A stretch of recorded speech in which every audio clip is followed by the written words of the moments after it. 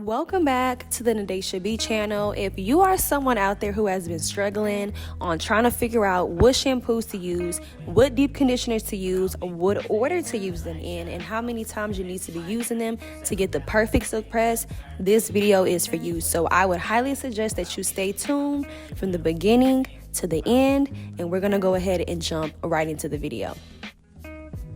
The first thing I like to do is I like to go in and detangle the hair, or I'll have the client to detangle their hair, and then I'll go in with the first shampoo, which is not this one, this is the second shampoo. The first shampoo is going to be the Paul Mitchell Awapuhi shampoo. That is going to moisturize the hair, but also strip the hair of any product buildup. This shampoo that I'm using is It's a 10 Keratin shampoo. This is a moisturizing shampoo. So I hope you guys are following along. The first shampoo needs to be a shampoo that is going to strip your hair and clarify your hair and get all of that product buildup off of your scalp. The second shampoo needs to be moisturizing because it is going to go in and just basically rebuild all of that moisture back into your hair strands that was stripped out from the first shampoo. Next, this is the last step. I'm going to use my Design Essentials Almond and Avocado conditioner. This can be used either as a deep conditioner or you can use it as a regular conditioner. If you choose to use it as a regular conditioner, you need to leave it on between 3 and 5 minutes and rinse it out on cool water only. Not warm water, not hot water. Cool water. The cool water is going to seal your cuticle and close it. Okay, you follow me? It's going to close it. If you use it as a deep conditioner, you want to use it with a cap, a shower cap, and you want to let it sit on your hair from anywhere from 15 to 30 minutes. My personal preference is to use 2 shower caps. You can use 1. It's going to do the same thing. I just like to have that extra security. And then I'm going to get my dryer, take the nozzle off, and then attach it into the hooded blow dryer that I purchased off of Amazon. I'll try to see if I have a link for that. And then I'm going to cut it up on the highest heat that it can go.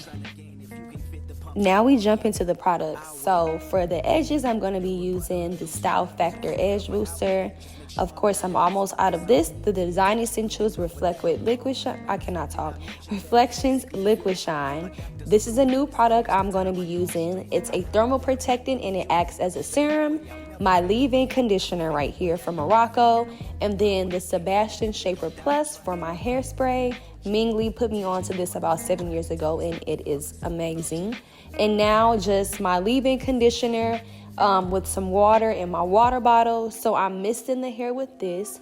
And then I'm going to go back in with the actual leave-in conditioner by itself.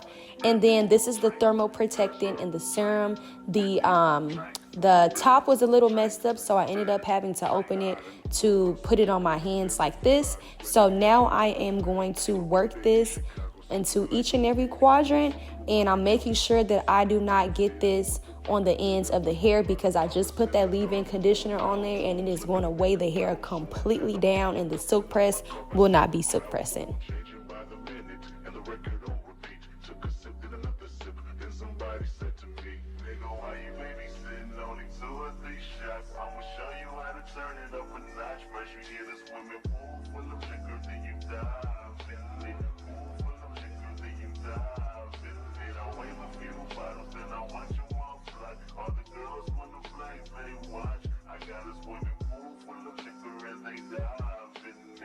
Again, as you see, I am avoiding putting that product on the ends. It is only to be focused on the perimeter that you're working in and the roots only.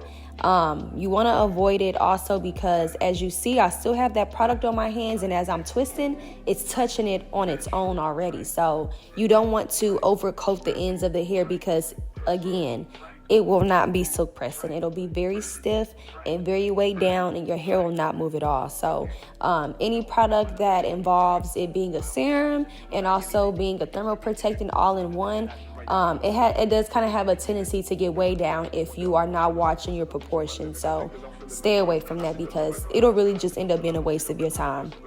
Now I am going in with my blow dryer and I am stretching out the roots. This is going to have you to have a very quick blow dry. You do not need to do a lot of work with your blow drying if you are using specific techniques, and you'll still be able to get a really good outcome.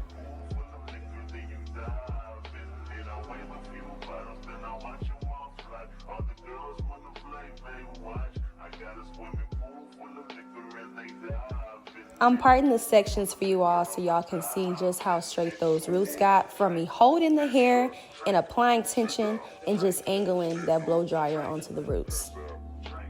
You have now made it to the last step, which is the styling portion. I have already silk pressed her hair and given her a really nice trim prior to adding these curls. I keep my flat iron on either, I believe in this video it was on either $395 or $400, but typically I always keep them in between $390 and $400, and I never exceed $400 unless I'm working with extremely coarse hair, and in that instance, it only goes up to $410. So yeah, you guys, just to kind of make sure that I have touched everything, the first step, you need to clarify either once or twice depending on how much residue your hair has.